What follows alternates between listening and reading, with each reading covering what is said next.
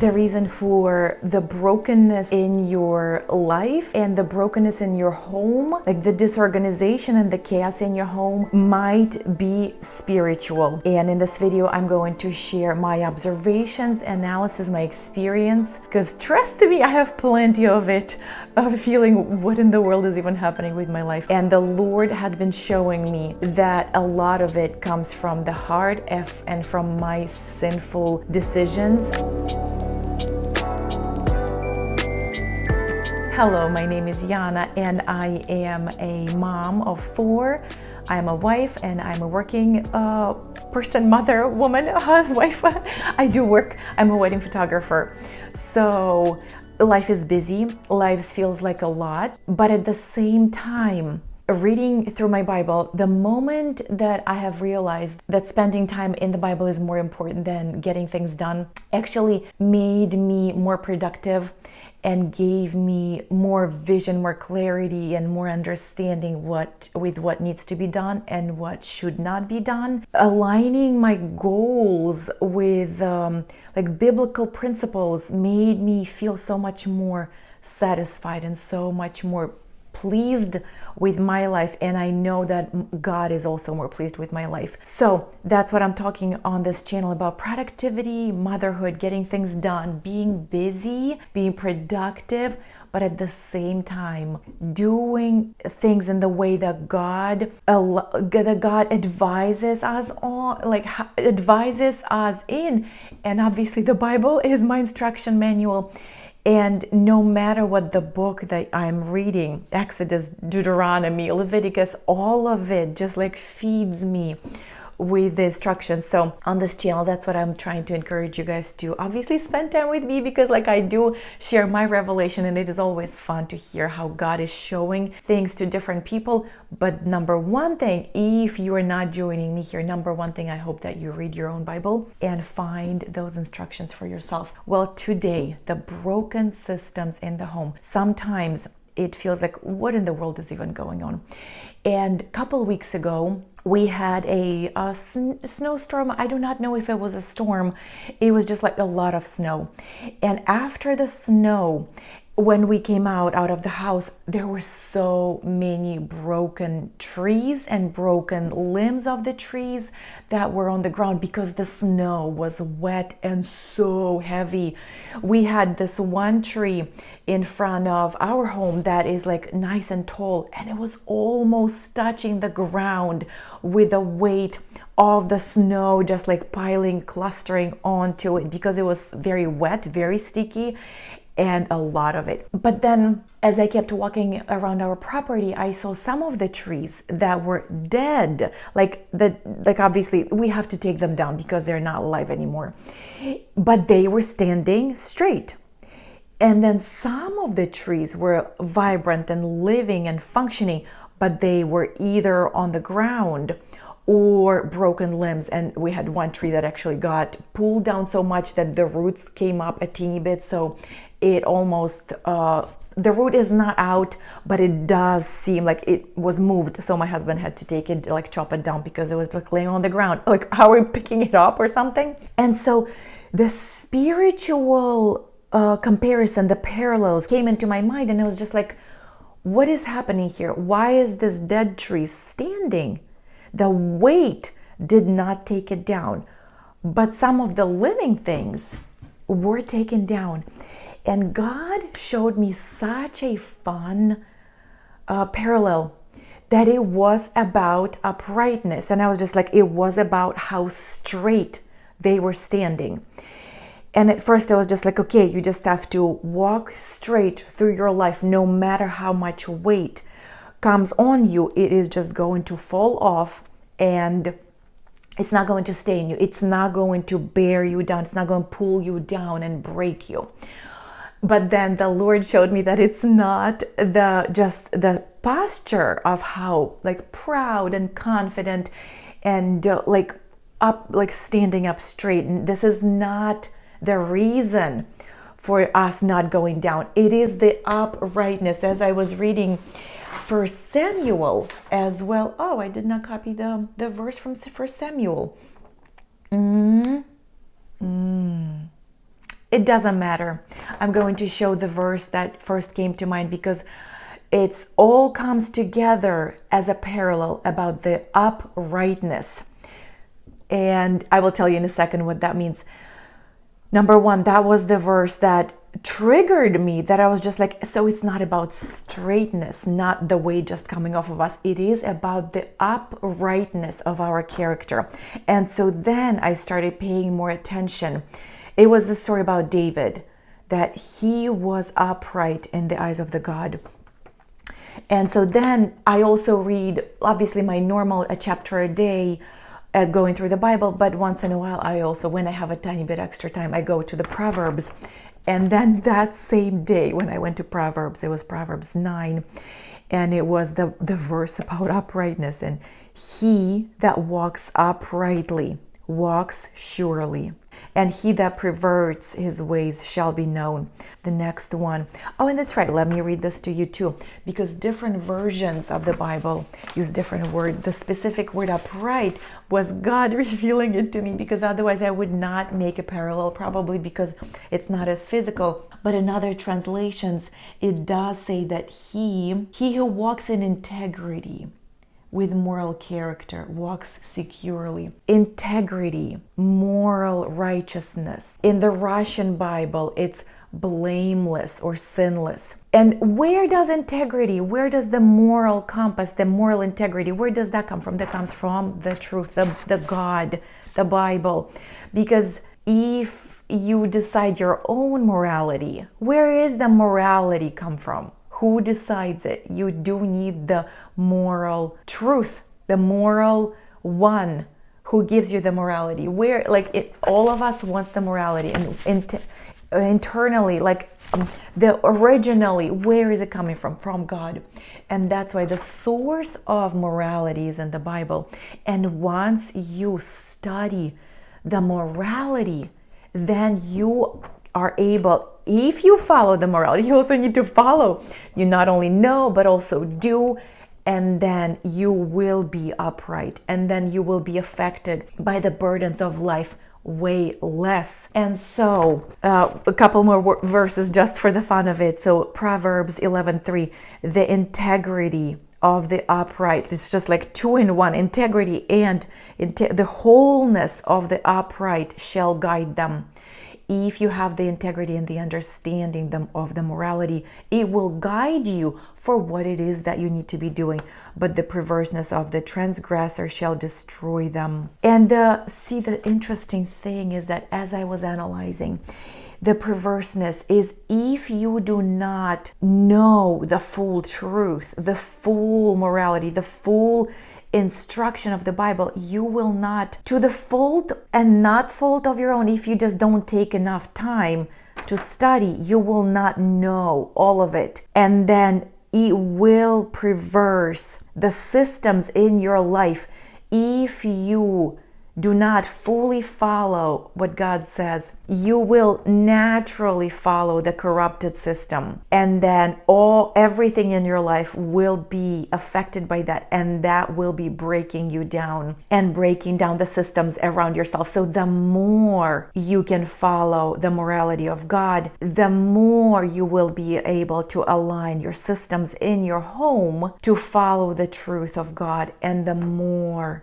integrity, the more wholeness, the more wholesomeness, the more strength you will have in your life. And interestingly enough, that yes, you are not a tree. So when you see things fall off in your systems, do not be afraid of losing those things, because some things naturally just come off. It's just like if you were doing too many activities with the kids, some things will just naturally fall off because of how burdensome they are.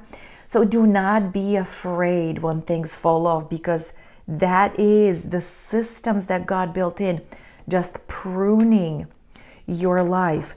When you see the things falling off, do not be afraid of losing them, because they probably were not aligned with the uprightness. But be careful, though, not to drop the very important things, like spending time with the scriptures and understanding what God's instructions is, or taking care of your family It's that's the thing. When you spend time in the Bible, you see clearly what the things are to keep and what are the things to drop. And you don't want the good things breaking off, and you don't want the good things being lost. But also remember that at the end of the day, you are not the tree. And the uprightness of your character isn't always easily determined by the quick look at your life, but by the fruit, which sometimes only is visible many, many years later. And another interesting comparison is that the tree, yes, we are not the tree. We should not be visually evaluated and be like, yes, this is how, like, it's for an outsider, it's difficult to see, is our life upright or not? But you should know, God should know that your life is upright. You need to know that your life is upright. And you also do need to remember that visually not, but in the spiritual metaphor, we are a tree. God compares us to a tree many times. The couple times that I remembered was in Psalms 1. It does say that a man who is righteous is like a tree that is growing next to the waters and have all the nutrition and is luscious and is fruitful. Jesus, when he saw the fig tree that was not producing fruit, he cursed the tree, and the tree died because it did not bear fruit.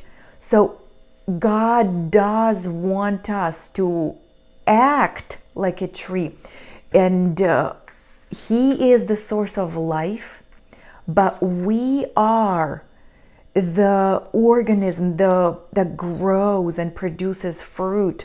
We do want to be productive and healthy and bearing the fruit that is good. But also, a lot of gardeners know that pruning your plant is super helpful for producing a lot of good fruit. I hope this makes sense to you, that our morality, our understanding of spiritual world, and our heart and our character affects our systems and how we live. Just a couple of examples that I can give out of my life that God had been working through in my life in the past, recently. Let's say the envy, the covetousness, the things of seeing in other people's life and telling to myself, wow, this looks really nice, I really want this. And so this becomes an idolatry to me, because I say that if I have this, if I have this skirt, or if I have these shoes, if I have this kitchen decoration or home decor or whatever else that it is, that if I buy this, it is going to solve all of my problems and all of my issues. When in reality, it is just the consumerism. It's not the true need that serves me and my family. It's a want, and it is an idol. And the thing is that God is not against wants. He actually spoils us so much with giving us so many extras and so many benefits and bonuses, and He's not against it. But He is against it being the idol. The moment it becomes the thing that we long for and the thing that we strive for, and we do everything in our life just to get that thing, that is what God against for.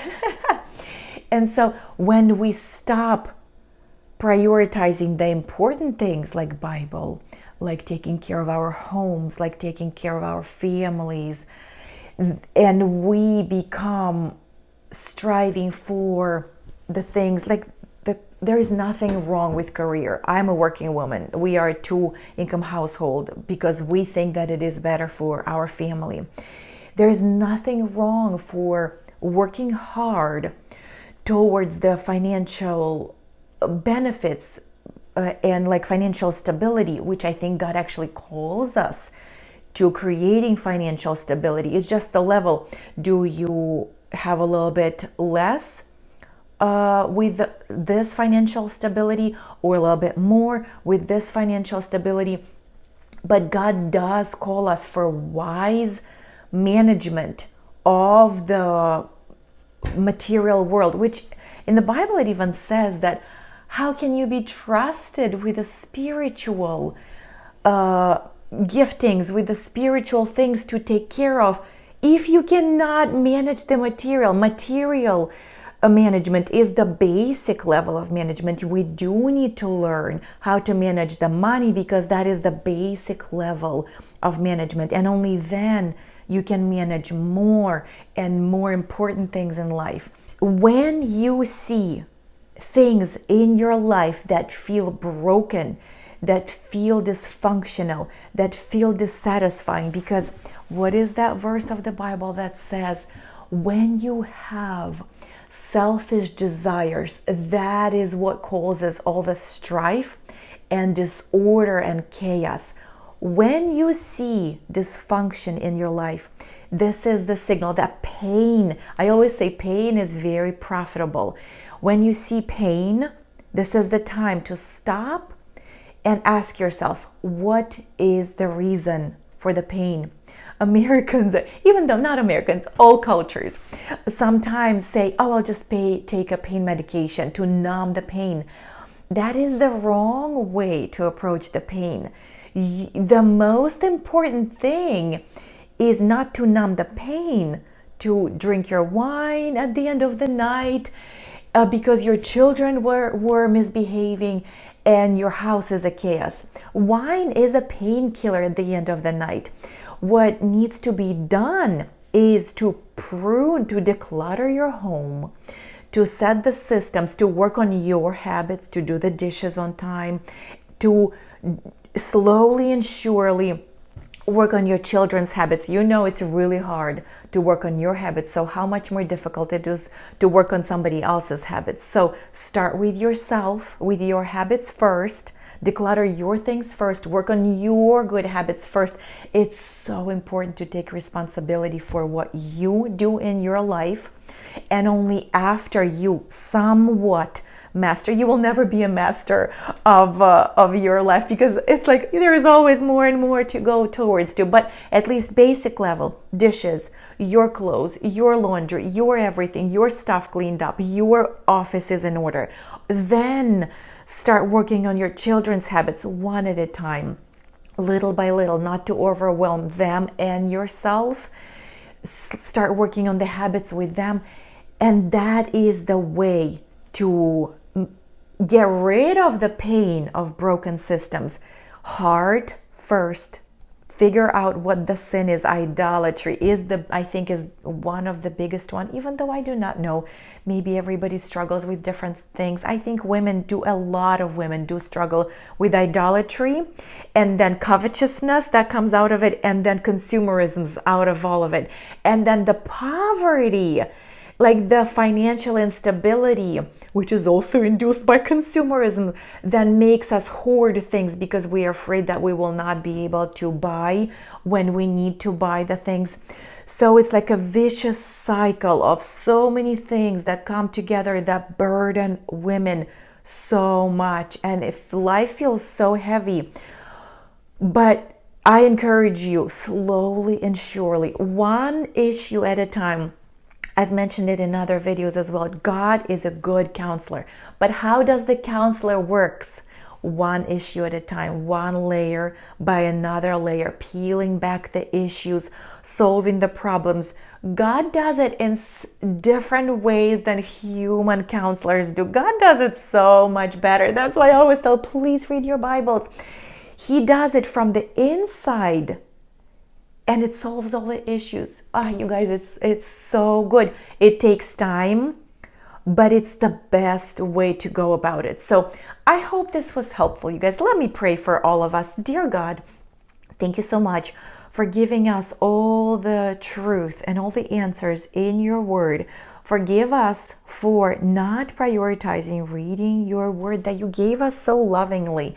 Please, Lord, give us the discipline and determination to spend the time in your word so that we can see what it is wrong with our hearts, so we can solve the issues in our lives and our homes, so we can walk upright in our lives so we can be whole, walk in integrity, in blamelessness. And I know that we are not perfect human being, but you make us perfect through your Son, Jesus. Thank you for making us and our lives whole, and you redeem us through his sacrifice, through his precious, holy, blameless blood that he shed, and he redeemed all of our imperfections.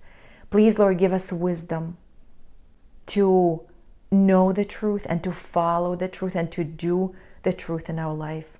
Help us to be faithful servants to you and be good servants to our families first and people around us. In Jesus' name, amen.